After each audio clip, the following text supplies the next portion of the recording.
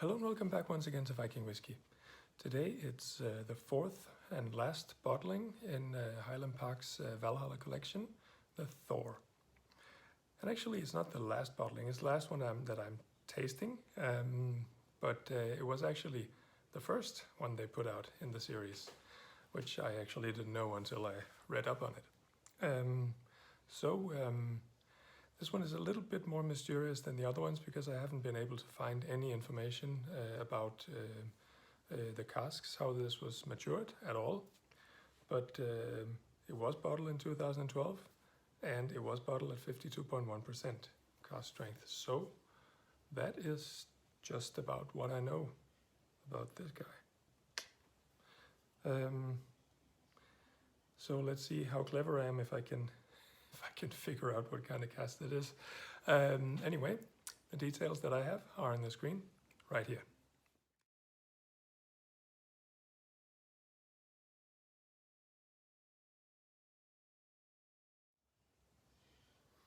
All right, well, sort of a light brownish golden color.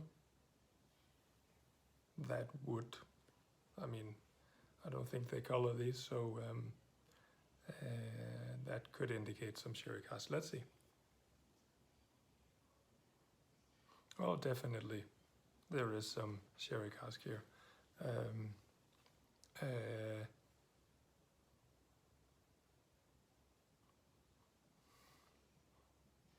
And the first whiff is lots of varnish, even actually a good dose of varnish, some leather, some tobacco leaf, but then underneath you start to get some vanilla, toffee, and some of the dried fruits.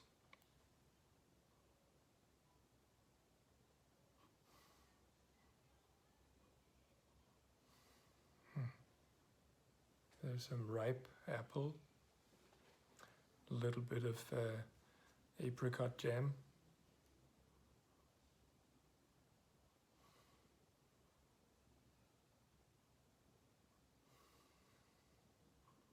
A little bit of that icing sugar also.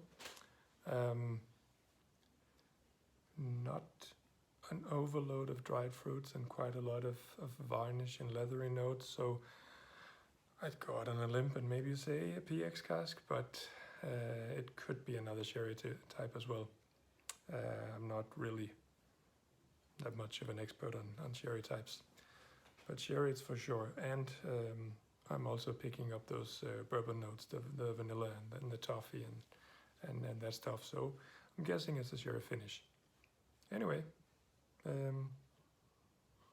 decent nose, not super big, but nice enough. Let's have a taste.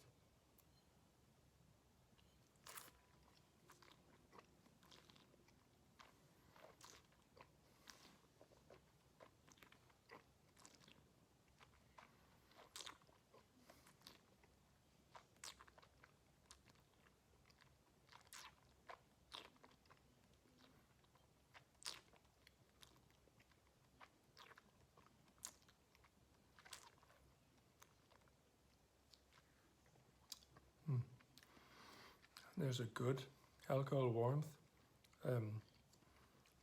There's a surprising amount of sweetness.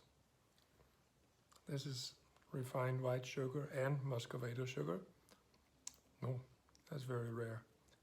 Oh, this is really, really sweet. Oh, nothing like I expected at all. Very sweet.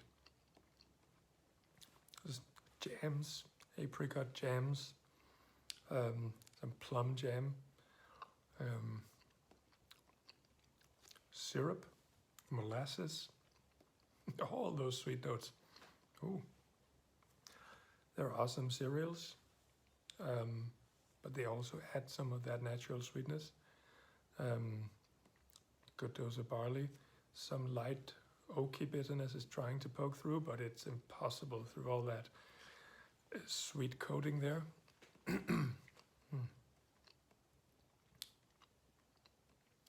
Not bad, but quite surprising. Now, turning a little bit more over to those bitter notes, a little bit of freshly cut grass here. Second chew.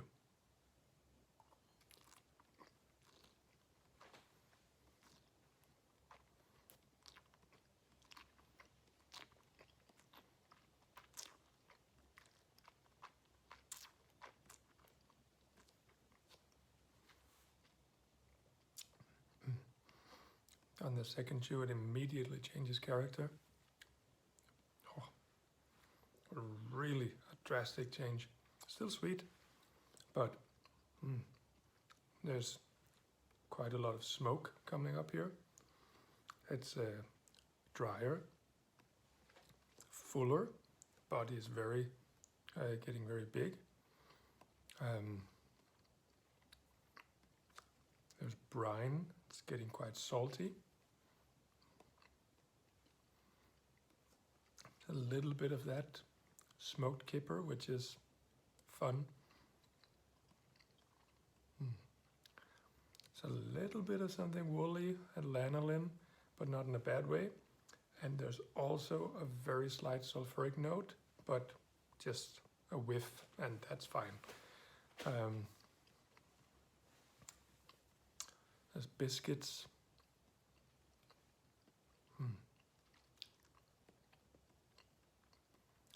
Light, very light ginger, minty notes. This second chew was much, much better than the first one, which was just sweetness galore. Last one.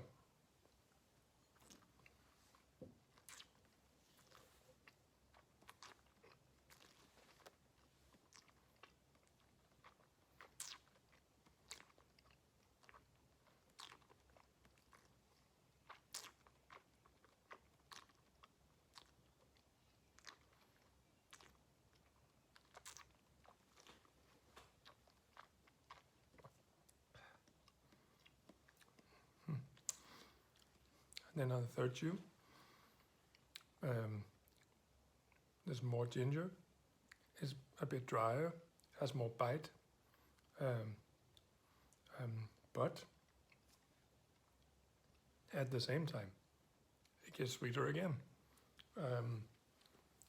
With syrup, molasses, there's lots of toffee, cream, and custard. Wow. Right now it's an explosion on the palate. Ooh. And not in a bad way. I mean, because that, yes, it is very sweet, but that also makes the flavor so wide and so intense. And sweetness is a good thing to cover up when you do have some of those slightly unpleasant to bitter notes poking out. And they're definitely smothered here. There's nothing. So it's just really full, it's rich, but also very sweet. I'm not necessarily a fan of the sweet. Normally I'm not, but here I think it actually works quite well. On the finish, still have some good sweetness, but it's more manageable now. There's this light smoke, warm, filling, not a peat smoke, but just a smoke. It's vanilla, there's a little bit of ripe banana.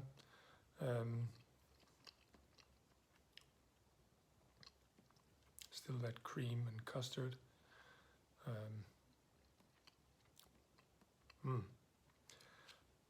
This is a very, very nice finish, I have to say. What a ride. Fantastic. Rating this guy, the nose, did nothing really super special for me. It was nice enough. It's gonna be an 84.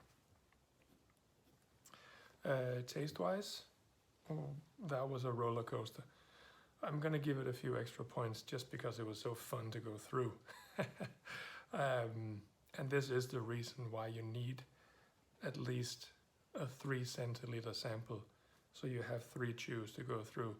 What if you only got 1 centiliter? You wouldn't even taste anything of this guy. So always at least 3 centiliters. Taste wise, it's gonna be a 90.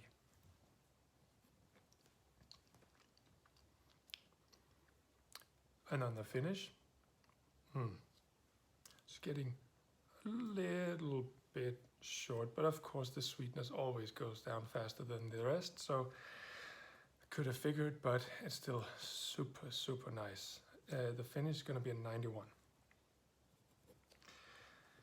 And if you would give me a minute to calculate this,